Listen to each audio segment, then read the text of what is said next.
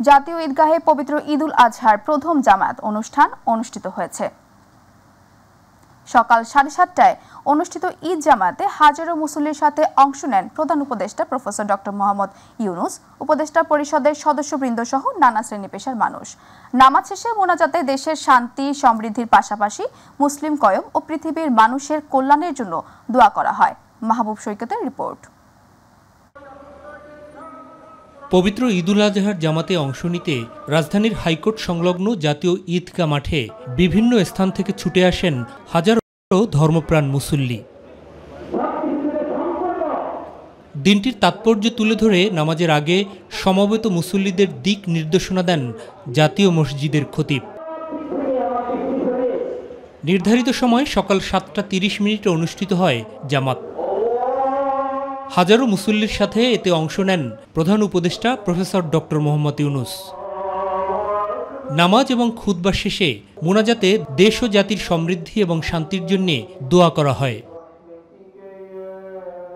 মোনাজাতের পর মধুর সেই দৃশ্য। বাবা মার জন্য দোয়া করলাম, দাদা দাদির জন্য দোয়া করলাম, আমি সবাইকে দোয়া করছি।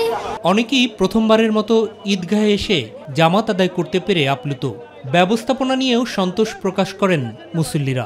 দেশের পরিবেশও সুন্দর, এমন ঈদের যে সুন্দর একটা আয়োজন, পরিবেশ খুবই সুন্দর, নিরাপত্তাভাবে মানুষ চলতেছে, নিরাপদভাবে আসতেছে। নারীদের জন্য বরাবরের মতো ছিল আলাদা ব্যবস্থা। সবার সাথে জামাতে অংশ নিতে পেরে খুশি ছিলেন তারাও। জি আলহামদুলিল্লাহ, খুব ভালো ছিল। আমাদের নিরাপত্তার ব্যাপারে এখানে র্যাব আছে, আর্মিরাও আছে, দেখতে পাচ্ছি। পবিত্র এই দিনেও ফিলিস্তিনের মুসলমানদের উপর বর্বর ইসরায়েলি বাহিনীর হামলায় ব্যথিত হন সবাই। একই সাথে মুসলিম বিশ্বের ভূমিকা নিয়েও অসন্তোষ ছিল মানবতাবাদী প্রত্যেকের মনে। ফিলিস্তিনি মানুষের যে কষ্ট, গাজার মানুষের যে কষ্ট, এটা আমরা মর্ম অনুভব করতেছি। মুসলিম বিশ্ব যথাযথ পালন করতেছে না। যথাযথ পালন করলে, যথাযথভাবে যদি পালন করতে এতদিন এই পর্যন্ত এটা থাকতো না। ত্যাগের অমীয় বাণী নিয়ে প্রতি বছর মুসলিম উম্মার কাছে ফিরে ফিরে আসে পবিত্র ঈদুল আজহা। হযরত ইব্রাহিম আলাইহিসসালাম এবং ইসমাইল আলাইহিসসালামের স্মৃতি বিজড়িত এই দিনে ঈদগাহে এসে লাখো মুসল্লি নতুন করে দীক্ষা নেন ভোগ নয়, ত্যাগী শান্তি এবং ত্যাগের মাধ্যমেই অর্জিত হতে পারে মহান আল্লাহর সন্তুষ্টি এবং নৈকট্য লাভ। ঈদুল আজহার শিক্ষায় সমাজ গড়ে তোলার প্রত্যয় ছিল ঈদ জামাতে আগত সকল মুসল্লির। যেভাবে আমরা একসাথে নামাজ পড়ে একসাথে এক কাতারে নামাজ পড়লাম, এই হিংসা বিদ্বেষ নিজের স্বার্থে, নিজের জাহেলি এইসব বাদ দিয়ে জনগণের জন্য, মানুষের জন্য চিন্তা ভাবনা করতে হয়। মাহবুব সৈকত, মাই টিভি, ঢাকা। পবিত্র ঈদুল আজহা উপলক্ষে জাতীয় মসজিদ বায়তুল মোকাররমে 5টি জামাত অনুষ্ঠিত হয়। প্রথম জামাত অনুষ্ঠিত হয় সকাল 7টায়, এরপর দ্বিতীয় জামাত 8টায়, তৃতীয় জামাত 9টায় এবং চতুর্থ জামাত 10টায় অনুষ্ঠিত হয়। সবশেষ জামাত সকাল 11:15টায় অনুষ্ঠিত হবে। নামাজ শেষে সর্বশক্তিমান আল্লাহর দরবারে কোরবানি কবুল করে নেয়ার ফরিয়াদ করেন মুসলমানরা। মনোয়ার হোসেন ক্যামেরায়, ইউসুফ আলীর রিপোর্ট। মুসলমানদের দ্বিতীয় বৃহত্তম ধর্মীয় উৎসব পবিত্র ঈদুল আজহার জামাতে অংশ নিতে বিভিন্ন বয়সের মুসল্লিদের ঢল নামে জাতীয় মসজিদ বায়তুল মোকাররমের দিকে। নামাজের আগে কোরবানির নিয়মকানুন সম্পর্কে দিক নির্দেশনা দেন ইমাম। অতিরিক্ত 6 তাকবীরে ইমামের পেছনে ঈদের নামাজ আদায় করেন ধর্মপ্রাণ মুসল্লিরা। নামাজের পর খুতবার মাধ্যমে ঈদুল আজহার গুরুত্ব ও তাৎপর্য তুলে ধরা হয়। নামাজ শেষে অশ্রুসিক্ত কণ্ঠে আমিন আমিন ধ্বনিতে আল্লাহর দরবারে মনের অভিব্যক্তি তুলে ধরেন মুসল্লিরা। কুরবানি কবুল করে নিতে মহান রবের দরবারে ফরিয়াদ জানান বিভিন্ন বয়সের ধর্মপ্রাণ মুসলমান। যে পশুত্ব রয়েছে তার কোরবানি করে আমরা প্রকৃত অর্থে আল্লাহর ভয় নিজের মধ্যে ধারণ করে আমরা যেন আল্লাহর সন্তুষ্টি অর্জনের উপযোগী করতে পারি নিজেদেরকে, সেই চেতনা নিয়ে আমরা ঈদুল আজহা পালন করে থাকি। আল্লাহর কাছে দোয়া করছি, নিজের জন্য দোয়া করছি, নিজের মাগফিরাতের জন্য দোয়া করছি, পিতামাতার জন্য দোয়া করছি এবং আমাদের দেশের যে মানুষ যেভাবে ইসলামের উপরে থাকতে পারে, আল্লাহর ইবাদত করতে পারে, সেজন্য সকলের কাছে আল্লাহর কাছে দোয়া করছি সকলের জন্য। মনের পশুত্ব আমরা জবাই করে আবার আজকে কুরবানি পশু বন্ধ করুন। পাশাপাশি সমগ্র বিশ্বে শান্তি প্রতিষ্ঠার রহমত দান করতে আকুতি ছিল মহান সৃষ্টিকর্তার দরবারে। ঈদ খুশির, ঈদ আনন্দের, এই আনন্দ শুধু কুরবানির পশু জবাইয়ের মাধ্যমে নয়। ঈদ খুশির, ঈদ আনন্দের, এই আনন্দ শুধু কুরবানির পশু জবাইয়ের মাধ্যমে নয়, ত্যাগের মহিমায় উদ্ভাসিত হয়ে মনের পশুত্ব জবাইয়ের মাধ্যমে এই আনন্দ বিরাজ করুক সর্বস্তরে, এমনটাই প্রত্যাশা অগণিত ধর্মপ্রাণ মুসলমানের। ইউসুফ আলী, মাই টিভি, ঢাকা। ধর্মীয় ভাব গাম্ভীর্যের মধ্য দিয়ে সারা দেশে উদযাপিত হচ্ছে পবিত্র ঈদুল আজহা। মহান আল্লাহর সন্তুষ্টি লাভের আশায় সামর্থ্যবান মুসলমানেরা ত্যাগের মহিমায় নামাজের পরপরই পশু কোরবানি শুরু করেছেন। সকাল 7টায় ঈদের নামাজ শেষ করে নগরবাসী পশু কোরবানি শুরু করেন। মসজিদের ইমাম, মুয়াজ্জেম এবং বিভিন্ন মাদ্রাসার ছাত্ররা পশু জবাইয়ে অংশ নিচ্ছেন। বাড়ির সামনের রাস্তায়, গাড়ির গ্যারেজ এবং কেউ কেউ খোলা মাঠে পশু কোরবানি দিচ্ছেন। এদিকে সিটি কর্পোরেশন থেকে নির্ধারিত স্থানে পশু কোরবানি করার নির্দেশনা থাকলেও রাজধানীর অলিগলিতে কোরবানি করতে দেখা যায়। তবে অনেকেই পেশাদার কসাইয়ের অভাবে ঈদের দ্বিতীয় দিন কোরবানি করবেন বলে জানিয়েছেন।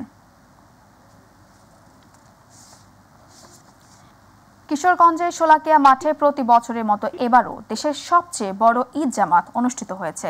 সকাল 9টায় ঈদুল আজহার এই জামাত অনুষ্ঠিত হয়। এই মাঠে এবার 198তম জামাত হয়। এতে ইমামতি করেন মুফতি আবুল খায়ের মোহাম্মদ সাইফুল্লাহ। জামাতের দূর দূরান্তের অনেক জেলা থেকে মানুষ এসে ঈদের জামাতে অংশ নেন। তাদের জন্য ছিল বিশেষ ট্রেনের ব্যবস্থা। জামাতের বিশেষ নিরাপত্তায় পুলিশের পাশাপাশি ছিল র্যাব, বিজিবি ও সেনা সদস্যরা। ঈদুল ফিতরের জামাতে প্রায় 6 লাখ মুসল্লি আসলেও কোরবানির ব্যস্ততার কারণে ঈদুল আজহার জামাতে কিছুটা কম মুসল্লি এসেছে বলে জানায় স্থানীয়রা।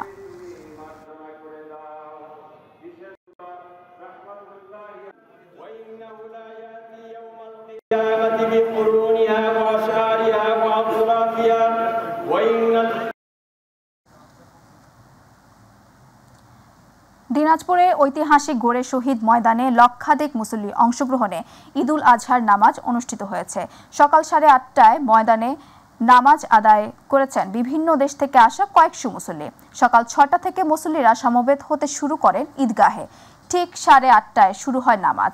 ইমামতি করেন মাওলানা মোহাম্মদ মাহফুজুর রহমান। নামাজ শেষে ফিলিস্তিনি সহ দেশ, জাতি ও মুসলিম উম্মাহ এবং 71 ও 24-এ শহীদ আহতদের জন্য দোয়া করা হয়। জামাতে অংশ নেন দিনাজপুর জেলা প্রশাসক মোহাম্মদ রফিকুল ইসলাম, পুলিশ সুপার মোহাম্মদ মারুফাত হোসাইন এবং বিভিন্ন রাজনৈতিক দলের নেতৃবৃন্দ সহ সর্বস্তরের জনতা। বৃহৎ এ জামাতে অংশ নিতে পেরে খুশি মুসল্লিরা। চট্টগ্রাম নগরের কাটুলি এলাকায় পারিবারিক দারুস সালাম জামাতে মসজিদে ঈদুল আজহার নামাজ আদায় করেছেন বিএনপির জাতীয় স্থায়ী কমিটির সদস্য আমির খসরু মাহমুদ চৌধুরী। নামাজ শেষে পারিবারিক সদস্য স্থানীয়দের সঙ্গে কুশল বিনিময় করেন। এ সময় তিনি ঈদুল আজহা উপলক্ষে চট্টগ্রামবাসী ও সাংবাদিক এবং প্রশাসনের কর্মকর্তা কর্মচারী সহ সবাইকে ঈদুল আজহার শুভেচ্ছা জানিয়ে বলেন, ত্যাগের বিষয়টি সবাইকে মনে রাখতে হবে এবং ত্যাগের মাধ্যমে সমাজ এবং দেশ গড়তে হবে। এ সময় নতুন বাংলাদেশ বিনির্মাণে সবাইকে ঐক্যবদ্ধ থাকার আহ্বান জানান তিনি।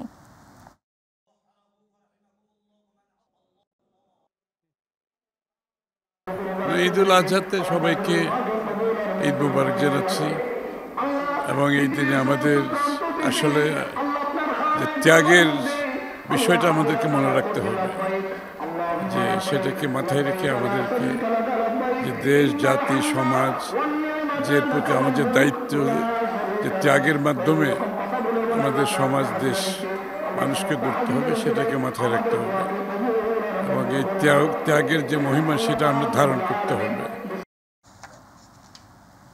আগামী জাতীয় সংসদ নির্বাচনের তারিখ ঘোষণা করেছেন অন্তর্বর্তী সরকারের প্রধান উপদেষ্টা অধ্যাপক ডক্টর মোহাম্মদ ইউনূস। সন্ধ্যায় জাতির উদ্দেশ্যে দেয়া ভাষণে তিনি বলেন, জুলাই সনদ প্রণয়ন এবং 2026 সালের এপ্রিলের প্রথমার্ধে অনুষ্ঠিত হবে জাতীয় সংসদ নির্বাচন। ভাষণে তিনি জুলাই গণহত্যার বিচার, সংস্কার ও দেশের আর্থসামাজিক প্রেক্ষাপটে সরকারের ভূমিকা তুলে ধরেন। মাহবুব সৈকতের রিপোর্ট। শুরুতেই আপনাদের সবাইকে পবিত্র ঈদুল আজহায় দেশবাসীকে শুভেচ্ছা জানাতে শুক্রবার সন্ধ্যায় জাতির উদ্দেশ্যে ভাষণ দেন প্রধান উপদেষ্টা ডক্টর মোহাম্মদ ইউনূস। শুরুতেই আপনাদের সবাইকে জানাই পবিত্র ঈদুল আজহার শুভেচ্ছা। মহান রব্বুল আলমিনের অশেষ মেহেরবানিতে আপনাদের দোয়ায় এবছর আমাদের হজ ব্যবস্থাপনায় সাফল্য এসছে। শুধু ঈদ নয়, অন্য সময়ও যাত্রাপথে ভোগান্তি নিরসনে কেন্দ্রীয়ভাবে টিকেটিং পোর্টাল তৈরি করা হবে বলে জানান প্রধান উপদেষ্টা। কোনো ধরনের অনিয়ম যাতে না হয় সেজন্য সরকার একটি কেন্দ্রীয় অনলাইন টিকেটিং প্ল্যাটফর্ম করতে যাচ্ছে। প্রবাসীদের জন্য বিদেশে তাদের নিজ নিজ শহরে আমরা বেসরকারি উদ্যোগে পরিচালিত নাগরিক সেবা কেন্দ্র স্থাপনের উদ্যোগ নিচ্ছি। তিনি তার ভাষণে দ্রব্যমূল্য নিয়ন্ত্রণ, আওয়ামী সরকারের রেখে যাওয়া ভঙ্গুর অর্থনীতি পুনরুদ্ধারে সরকারের নানা পদক্ষেপ তুলে ধরেন। আশার বিষয় হচ্ছে শুধু ব্যাংক নয়, প্রত্যেকটি আর্থিক প্রতিষ্ঠান এখন ঘুরে দাঁড়িয়েছে। জনগণের আমানত এখন নিরাপদ। অধিকাংশ পণ্যের দাম গত বছরের তুলনায় কমেছে। আমরা সার্বিক বাজার ব্যবস্থাকে দুর্বৃত্তদের চক্র থেকে বের করে এনে বাজারে একটা প্রতিযোগিতামূলক পরিবেশ তৈরি করতে পেরেছে। প্রধান উপদেষ্টা তার ভাষণে শোষণ, বঞ্চনা ও হিংসা বিদ্বেষহীন একটি জাতি গঠনে সবার সহযোগিতাও কামনা করেন। এই রোগাক্রান্ত রাষ্ট্র ব্যবস্থাকে রোগমুক্ত করে জনগণের কল্যাণমুখী করতে হলে আমাদের রাজনৈতিক দলগুলোর সক্রিয় অংশগ্রহণ জরুরি। চট্টগ্রাম বন্দর হলো বাংলাদেশের অর্থনীতির হৃৎপিণ্ড। বর্তমানে এই হৃৎপিণ্ড অতি দুর্বল। অভিজ্ঞদের সাহায্য লাগবে। আমরা যাদের সঙ্গে যোগাযোগ করেছি তারা বন্দর ব্যবস্থাপনায় বিশ্বের সেরা। আমরা লক্ষ্য করেছি রাখাইনের জন্য বাংলাদেশ করিডোর দিয়ে দিয়েছে বলে একটা অপপ্রচার চালানো হচ্ছে। আমি সুস্পষ্টভাবে বলছি এটা সর্বৈব মিথ্যা। 2026 সালের এপ্রিলে নির্বাচন আয়োজনের ঘোষণা দেন। আমি আজ দেশবাসীর কাছে ঘোষণা করছি যে আগামী জাতীয় নির্বাচন 2026 সালের এপ্রিলের প্রথমার্ধের যে কোনো একটি দিনে অনুষ্ঠিত হবে। এই ঘোষণার ভিত্তিতে নির্বাচন কমিশন উপযুক্ত সময়ে আপনাদের কাছে নির্বাচনের বিস্তারিত রোডম্যাপ প্রদান করবে। আমাদের অসমাপ্ত কাজ সমাপ্ত করে শিগগিরই পূর্ণাঙ্গ জুলাই সনদ তৈরি করে জাতির জন্য একটা নতুন পথ নির্দেশনা রেখে যেতে পারব। বাংলাদেশ বিরোধী অপপ্রচার ও গুজবের ব্যাপারে আবারও তার ভাষণে দেশবাসীকে সতর্ক থাকার আহ্বান জানান প্রধান উপদেষ্টা ডক্টর মোহাম্মদ ইউনূস। আপনারা নিজেদেরকে ভিত্তিহীন বিরোধিতা এবং অপপ্রচারের শিকার হতে দেবেন না।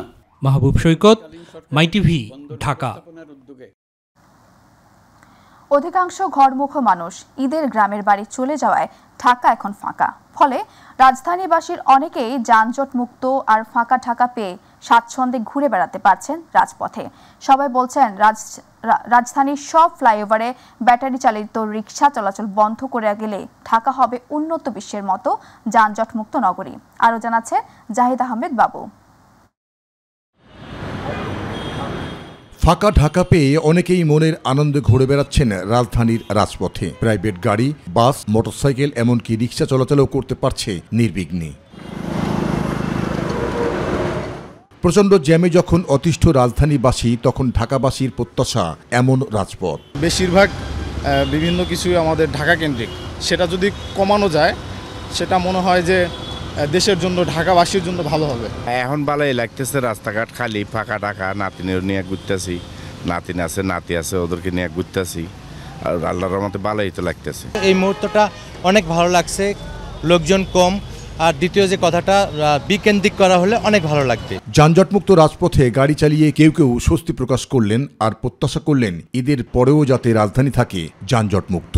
ঢাকা আসলে ফাঁকা থাকলে মোটামুটি ভালো লাগে, যাতে আমাদের জন্য একটু মোটামুটি ভালো হয়, যাতে যানজট একটু কম মনে হয়, এই দিকটা আমাদের জন্য একটু ভালো লাগে। ঈদের আগে ইনশাল্লাহ ফাঁকা যে হলো, ইনশাল্লাহ আমার খুব ভালো লাগতেছে। আর ঢাকাকে বিকেন্দ্রিক করলে ভালো হয়। ফাঁকা ঢাকা অনেক ভালো লাগছে, সবসময় ব্যস্ততার মধ্যে কাটে, জ্যাম জট, এখন একটু রিল্যাক্স। এই সময়টার জন্য অপেক্ষা করি কখন আসবে। যানজটমুক্ত রাজধানী প্রতিষ্ঠায় ঢাকার ফ্লাইওভারের মতো আরও কিছু প্রয়োজনীয় উদ্যোগের আশা করেন ঢাকাবাসীর অনেকেই। ঈদের ছুটি শেষে ঘরমুখ মানুষের পদচারণায় আবারও প্রাণচঞ্চল হোক রাজধানী, আর ঢাকাকে যানজটমুক্ত নগরী হিসাবে প্রতিষ্ঠিত করতে সংশ্লিষ্টরা যথাযথ উদ্যোগ নিক, এমন প্রত্যাশা সবার। জাহিদ আহমেদ বাবু, মাই টিভি, ঢাকা। রাজধানীর শাহবাগে পবিত্র ঈদুল আজহার নামাজ আদায় করেছেন হামজা ফাহমিদুল্লাহ সহ জাতীয় দলের সদস্যরা। চাঁদ মসজিদে সকাল 7টায় জামাতে অংশ নেন ক্যাম্পে থাকা ফুটবলাররা। সিঙ্গাপুর ম্যাচ সামনে রেখে ক্যাম্পে চলমান থাকার ছুটি পাননি ফুটবলাররা। ঈদ আনন্দে তাই দলগতভাবে ভাগাভাগি করে নেন তারা। সকালে নামাজে অংশ নেন হামজা, জামাল, ইসা, ফাহমিদুলরা। এরপর টিম হোটেলে ফিরে যান তারা। ঈদের কারণে বেলা 2টা পর্যন্ত পরিবারের সাথে দেখা করার সুযোগ পাবেন খেলোয়াড়রা। তবে এদিনও অনুশীলন করবে কারবারের দল। বিকেলে জাতীয় স্টেডিয়াম হবে টিম ট্রেনিং। আগামী 10 জুন সিঙ্গাপুরের বিপক্ষে এশিয়া কাপ বাছাই পর্বের ম্যাচে মুখোমুখি হবে জামাল ভুঁইয়ার দল।